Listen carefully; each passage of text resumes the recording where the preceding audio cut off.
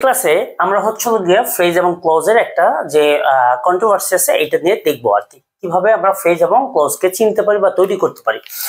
Phrase হচ্ছে কি, phrase হচ্ছে গিয়ে কয়েকটা শব্দ যার মধ্যে সাবজেক্ট এবং হচ্ছে ফাইনিট ভার্ব থাকে না। আমরা যদি বলি যে সাবজেক্ট থাকবে না, সাবজেক্ট এবং এবং ফাইনিট ভার্ব থাকবে না, ফাইনিট ভার্ব থাকবে না, থাকবে না। আর ক্লোজ কি, ক্লোজ হচ্ছে গিয়ে যার মধ্যে একটা সাবজেক্ট থাকবে প্লাস হচ্ছে ফাইনিট ভার্ব থাকবে, ঠিক আছে, ফাইনিট ভার্ব থাকবে।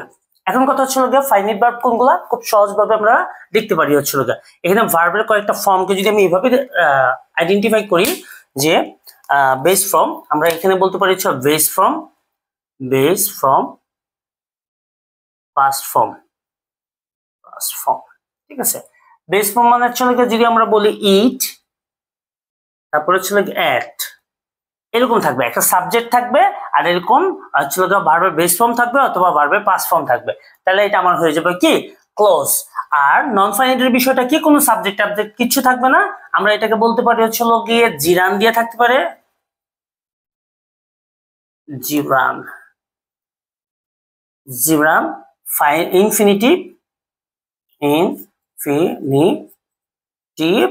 ঠিক আছে, জিরান ইনফিনিটিভ, তারপর হচ্ছে past participle, zero infinitive past participle. এখন এই যে এদেরকে যদি হয় যেমন হচ্ছে যে ইটিং,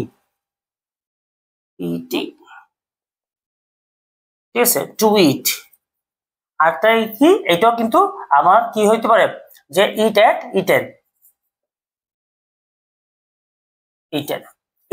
ওকে।